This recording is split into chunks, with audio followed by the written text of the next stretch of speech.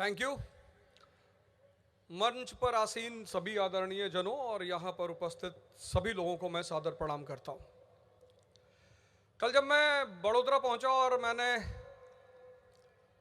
कुणाल जी से पूछा कि भाई कितने देर बोलना है, बोले सर 10 मिनट बोलना है।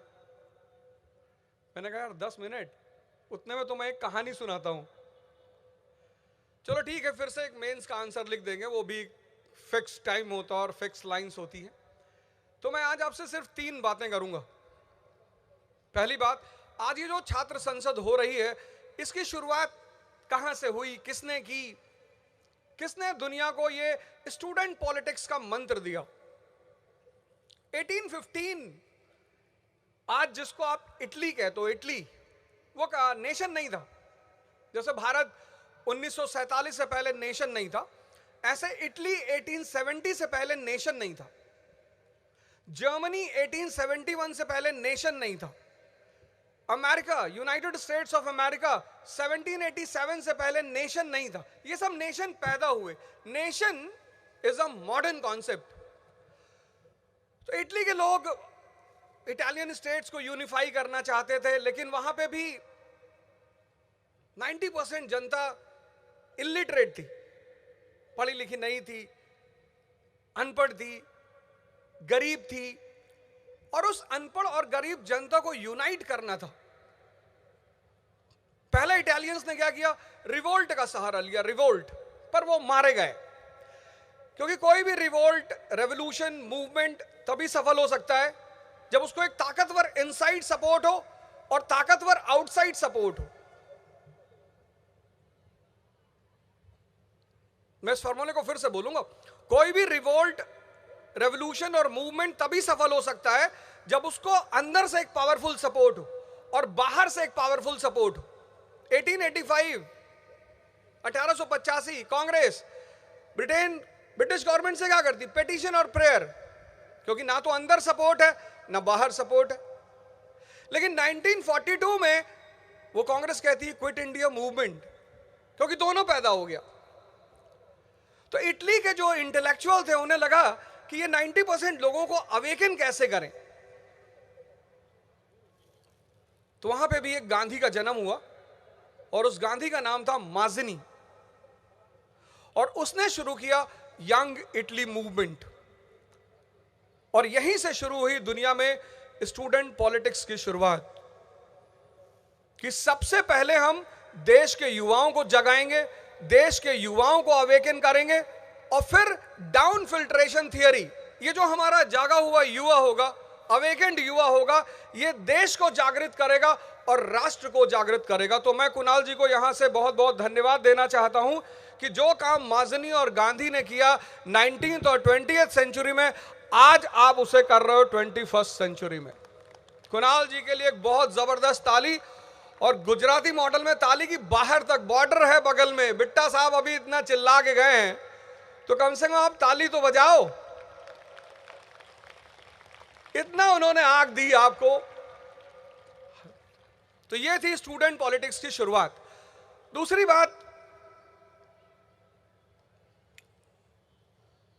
एक गुजराती हैं गांधी जी, जिन्होंने इस देश की आजादी में बहुत बड़ी भूमिका निभाई, बहुत बड़ी।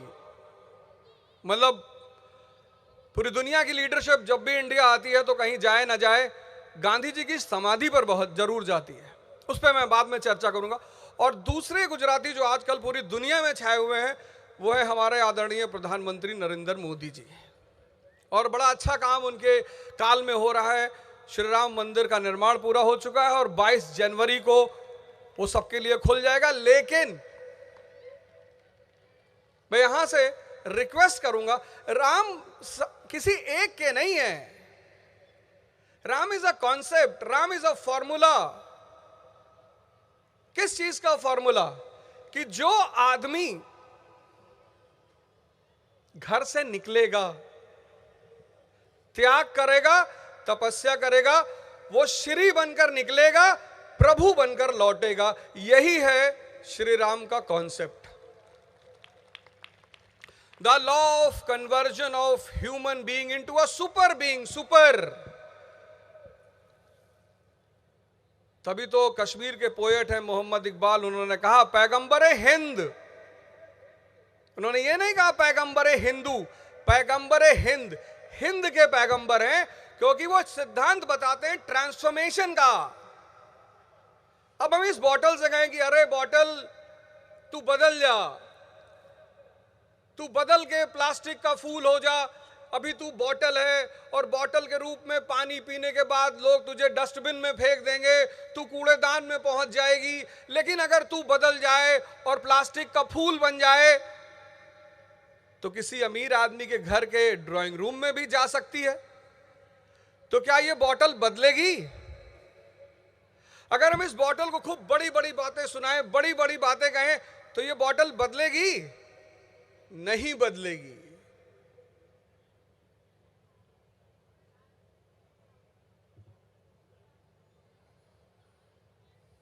तो फिर बदलने के लिए करना क्या है? सुनता तो बहुत है आदमी। मैं एक सूत्र आपको बता के जा रहा हूं, आप लगा लो। Melting point, temperature. इस बॉटल को अगर आप 200 डिग्री सेल्सियस का टेम्परेचर दोगे तो यह पिघल जाएगी। यही तो पढ़ा था स्कूल में, मेल्टिंग पॉइंट, टेम्परेचर। इसको आप अगर आइस में रखो नहीं पिघलेगी। इसको आप 200 डिग्री सेल्सियस का तापमान दो, ये पिघलेगी। और जब ये पिघलेगी तो आप इसको कुछ भी बना लो, फूल भी बना सकते हो। ऐसे ही आपको भी अपने आप को टेम्परेचर देना पड़ेगा, जिसे भारत का अध्यात्म तपस्या कहता है। तपस्या का मतलब ये नहीं कि जंगल जाना है, पहाड़ पे भाग गए, यहां चले गए, वहां चला गए। वो एक दूसरी स्टेज है, उसका भी टाइम आएगा। तपस्या करना पड़ेगा, कष्ट देना पड़ेगा। अब चेयर और टेबल पर बैठकर पढ़ने का समय नहीं रहा। अब आप खड़े होकर पढ़ो। ये डाइस, जैसे ये डाइस यहां पर है, ऐसे आप डाइस खरीदो और खड़े होकर पढ़ो 4 घंटे। बहुत सारे पेरेंट्स चाहते हैं कि उनके बच्चे 28 घंटे पढ़ें। 28 घंटे तो कोई पढ़ नहीं पाएगा। जैसे एक पेट हमारा ये है, बेली जिसको हम बोलते हैं, ऐसे एक पेट हमारा ये है। जैसे बेली में आप मैक्सिमम 10 रोटी खा सकते हो, ऐसे यहां भी कुछ मैक्सिमम आप पढ़ सकते हो। कोई 5 घंटे पढ़ सकता है, कोई 6 घंटे, मैक्सिमम 8। जो भी आदमी 18 घंटा चेयर पे बैठ रहा है, उसकी तो प्रतिमा बनेगी, उसकी स्टैचू बनेगी, और एक स्टैचू उसकी तुसाद म्यूजियम लंदन में रखी जाएगी। आप 8 घंटे पढ़ो, लेकिन आप पढ़ने के माहौल में रहो 24 घंटे। मैक्सिमम सेटिंग आप 8 घंटे की करो, 8 आवर्स मैक्सिमम। और जब आप पढ़ने बैठो तो कोशिश करो कि आपका पेट खाली हो। जब पेट खाली होगा तो मन कंट्रोल्ड होगा। इसलिए तो व्रत का कॉन्सेप्ट है। वैसे हमारे देश में तो व्रत भी अलग तरह से मनाया जाता है। लोग व्रत रहते हैं, सुबह 4 किलो आलू देसी घी में फ्राई करके खा गए, 2 किलो फल खा गए, दोपहर में 3 ग्लास जूस पी गए, फिर पॉकेट में ड्राई फ्रूट्स रखे हैं, कह रहे हैं बड़ी बेचैनी महसूस हो रही है, आज दिन भर खाना नहीं खाया। अरे और क्या खाओगे? किसी की जान खाओगे? जब तुम पढ़ने बैठो और तुम अपने मन को अपने पास रखो, उसको रखने का सबसे सिंपल उपाय, सबसे सिंपल, उस वक्त पेट को खाली रखो। जब पेट खाली होगा, मन कहीं नहीं भागेगा। और यही तुम्हारी तपस्या है। तुम्हारी तपस्या हिमालय पे जाने की थोड़ी है। कितना भी मोटिवेशन सुन लो, कितना भी, अगर तुमने तपस्या नहीं की तो तुम अपने आप को बदल नहीं पाओगे। क्योंकि बदलने के लिए टेम्परेचर देना ही पड़ेगा। कोई ऑप्शन ही नहीं, कोई रास्ता ही नहीं है ही नहीं। वो अगर बिना टेम्परेचर दिए बदलने का रास्ता होता तो शाही वर्ग, एरिस्टोक्रेसी हमेशा वही रहती जो प्राचीन काल में थी। अब देखो, इतिहास पढ़ो, कॉमन घर के लोग, कॉमन, हमारे खुद के प्रधानमंत्री कॉमन घर के। जिस देश में आज भी राजा महाराजा एग्जिस्ट करते हैं, उस देश में वो 10 साल प्रधानमंत्री, 15 भी हो सकता है, अभी 24 का चुनाव होने जा रहा है, ऐसा लोग कह रहे हैं। मैं तो जनता जाने, मैं मुझे नहीं पता, लेकिन उसके पीछे रीजन क्या है? तपस्या। कोई ऑप्शन नहीं, कोई रास्ता नहीं, आप कुछ भी कर लो। और अगर 6 महीने आपने तपस्या कर ली तो ब्यूरोक्रेसी आपके हाथ में, आप आईएएस बनोगे। 6 महीने, 1 साल कर ली एमएलए,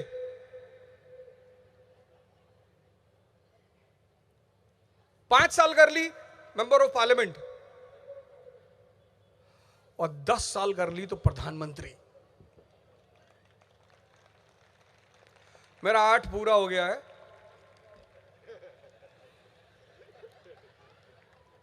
और अगर हम भगवान राम को माने तो जिसने 14 साल कर लिया वो श्री राम से प्रभु राम बन ही जाएगा। पर तपस्या करनी ही पड़ेगी, कोई रास्ता नहीं है। तो प्रधानमंत्री मोदी जी को सभी धन्यवाद देंगे, सभी, वो किसी एक के लिए उन्होंने नहीं किया है, हम सभी उन्हें इस बात के लिए धन्यवाद देंगे। और श्री राम टेम्पल के इनॉग्रेशन में हम सब कोशिश करेंगे कि उसमें पार्टिसिपेट करें, बिल्कुल जाएं और श्री राम से संदेश लें। कौन सा? श्री से प्रभु बनने के सूत्र का। लास्ट बात, education is not for employment. शिक्षा नौकरी करने के लिए नहीं है। वो तो मैकाले आया, वो कह गया कि नौकर बनोगे, बोले जी साहब बनेंगे, बोले हाँ भाई नौकर बनाओ इनको। Education is for enlightenment, and enlightenment leads to empowerment. शिक्षा दिमाग को जिंदा करने के लिए। आज लोग फेयर एंड हैंडसम लगा रहे, लड़के कह रहे मर्दों वाली क्रीम।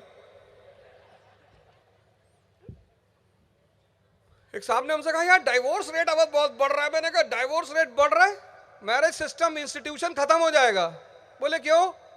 मैंने कहा 2 चीजों की वजह से, एक फेयर एंड हैंडसम की वजह से और एक वो डीओ आता है एक्स, उसकी वजह से।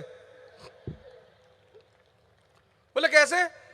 अरे मैंने कहा यार एक लड़का कॉलेज जा रहा है, कॉलेज जा रहा है, कोई लड़की उससे बात ही नहीं कर रही, फिर दूसरे दिन वो एक्स लगा के आ रहा है, परियां गिर रही हैं आसमान से।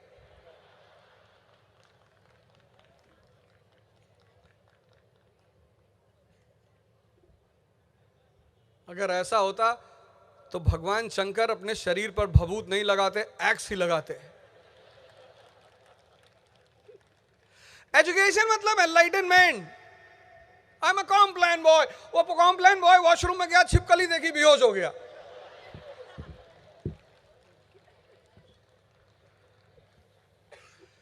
Test the thunder, Thums Up. Hindustan एक देश है जहां लोग नारियल पानी बीमारी में पीते हैं क्योंकि उसका ऐड नहीं आता।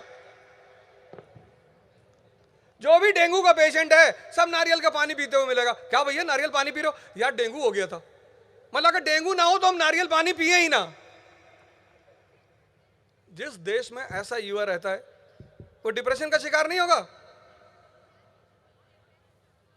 जब तुम बाहर लड़ने जाओगे और राजू वाली स्थिति तुम्हारी होगी। 3 इडियट देखी ना? Raju is a person of a weak mind. 4 character हैं, 3 इडियट में, उसमें से आप राजू को देखो। He is a person of a weak mind, कमजोर दिमाग है, डिप्रेस्ड। 3rd फ्लोर से कूद जाता है वो आदमी। आज हमारे समाज में लोग बच्चे के हेल्थ पे बड़ा ध्यान देते हैं, पढ़ाई पे बहुत ध्यान देते हैं, पर्सनालिटी पे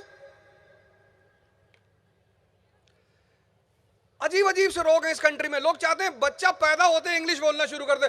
mama I am born, good morning.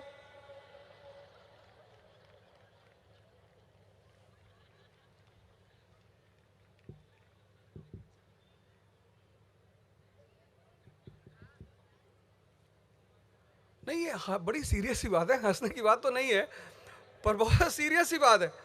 मेरी सोसाइटी में लोग हैं वो अपने बच्चों के मुझसे बात नहीं करने देते because I speak Hindi in Delhi. Oh, don't talk to this man. You come here. Baba, no. अरे सही में बाबा हो जाएगा, खत्म हो जाएगा तुम्हारा लड़का, इसको बोलने दो हिंदी में।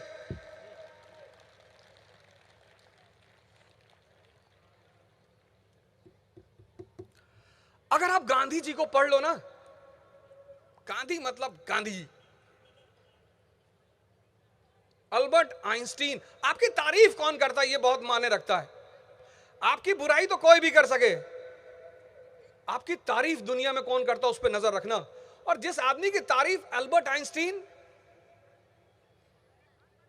अब गांधी जी को पढ़कर 1915 से 1948 तक अगर आपको ये याद है एनसीएम मूवमेंट कब हुआ, सीडीएम मूवमेंट कब हुआ, सॉल्ट सत्याग्रह क्या था, तो फिर आपने गांधी को कभी पढ़ा ही नहीं, फिर तो आपने एजुकेशन ली ही नहीं।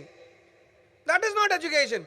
अगर 1915 से 1948 तक गांधी पढ़ने के बाद आपको 4 चीजें नहीं मिली तो आप समझना आपने कभी पढ़ाई जीवन में की ही नहीं। पहली चीज क्यूरियोसिटी। एजुकेशन अगर क्यूरियोसिटी को जिंदा ना कर पाए, जानने की इच्छा, ये क्यों है, ये क्या है, ये कैसे है। Gandhi comes to India from South Africa, roams in India for entire 1 year, 1 साल पूरा घूमा जानने के लिए।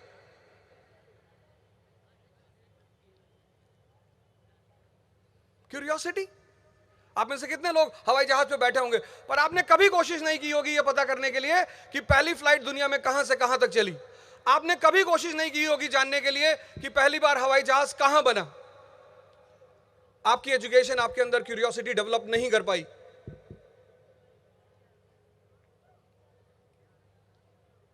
एजुकेशन का दूसरा काम है समझ को विकसित करना, अंडरस्टैंडिंग।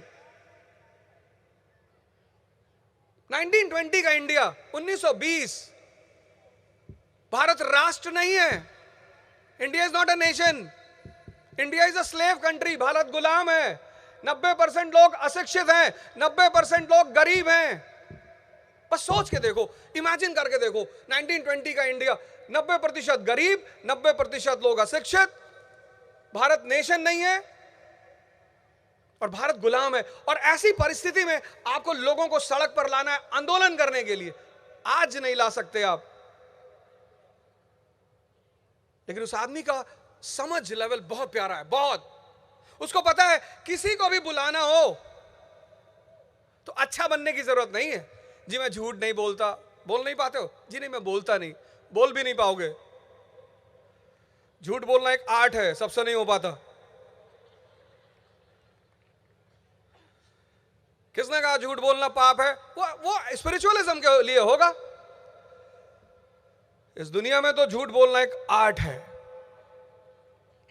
और आर्ट इस तरह है कि तुम साबित कर दो कि यह सूर्य न्यूक्लियर फ्यूजन की वजह से नहीं चमकता, यावत ओझा की मंत्र शक्ति की वजह से चमकता है। और 80% लोग मानना शुरू कर दे कि जरूर साहब क्या बात कह दी। छोटे मोटे झूठ नहीं बोलना है कि स्कूल नहीं गए थे तो कह दिए साहब हाथ में दर्द हो रहा है। कुछ नहीं कर पाओगे जिंदगी में। बड़े बड़े ये तुम्हें स्कूलों में नहीं बताया जाएगा, ये हम यूपीएससी में बताते हैं कि झूठ बोलना है लेकिन अच्छा। अश्वत्थामा मारा गया पर नर नहीं कुंजर, और कुंजर कहोगे मैं शंख बजा दूंगा, तुम टेंशन बिल्कुल मत लो। उस आदमी को पता है कि लोगों को अपने करीब कैसे लाना है, कैसे बुलाना है। किसी को भी दुनिया में अपने पास बुलाना है, किसी को भी। लुई विट्टन का जूता पहनने की जरूरत नहीं है, बर्बरी की शर्ट पहनने की जरूरत नहीं है, इन सब की जरूरत ही नहीं है। फिर जरूरत किसकी है? उस आदमी का इंटरेस्ट पता करो, उसकी जरूरत, उसकी necessity. There are no permanent friends, no permanent enemies, only permanent interest. जिसका भी इंटरेस्ट तुम फुलफिल करोगे वो तुम्हारे पीछे खड़ा होगा।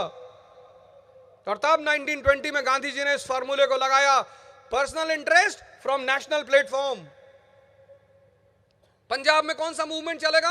अकाली मूवमेंट चलेगा। पंजाबी अपने मुद्दे पर लड़ेगा, लेकिन प्लेटफॉर्म क्या होगा?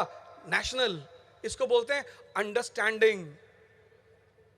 भारत की सड़कों पे हजारों लोग घूमने लगे। वॉइस रॉय परेशान, ब्रिटिश गवर्नमेंट परेशान, ब्रिटिश पार्लियामेंट परेशान।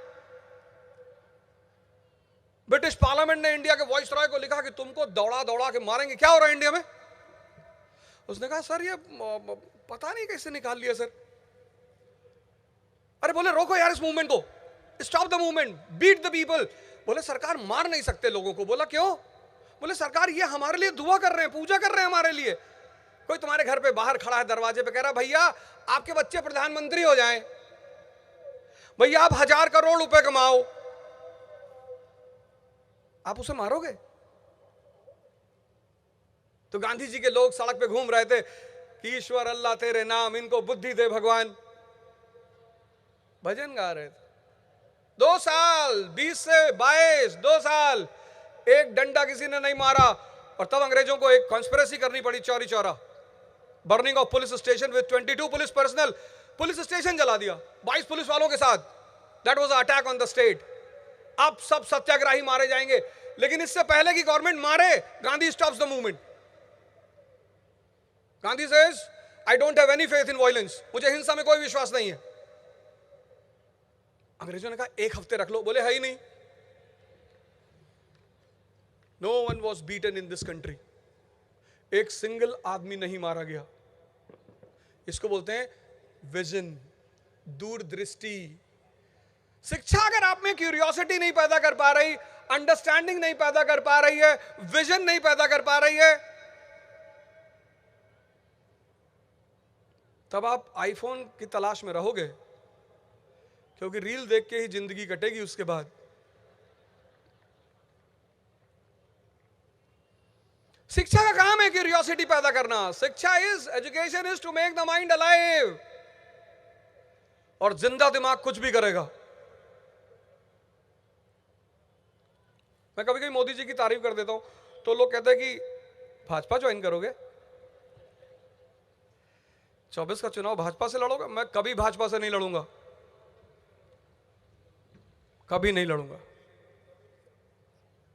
इंडिपेंडेंट।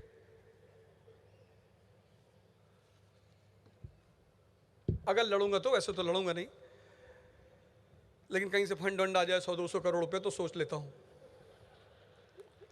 या कोई दानी दे दे कि लो भैया 100 करोड़ रख लो। और चौथी चीज, rationality, scientific way of working. 1920 में, 22 में जब वायलेंस हुआ, गांधी जी ने मूवमेंट रोक दिया। मुट्ठी भर लोग खड़े थे, मुट्ठी भर लोगों को सरकार को मारना बहुत आसान था। और एक बार सरकार मारती, वो भी ब्रिटिश, दोबारा कोई सड़क पर नहीं आता।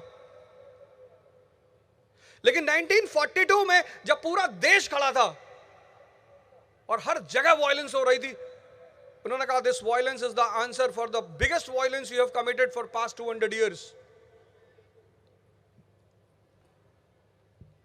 शिक्षा दिमाग को जिंदा करने के लिए है, और 4 लक्षण है उस जिंदा दिमाग के। पहला लक्षण क्यूरियोसिटी, दूसरा लक्षण अंडरस्टैंडिंग, तीसरा लक्षण विजन, चौथा लक्षण रैशनैलिटी। और ये 4 चीजें अगर आपकी एजुकेशन आपको दे रही है तो you will be anything great tomorrow. कुछ भी करोगे उसमें महान बनोगे। Thank you. जय हिंद।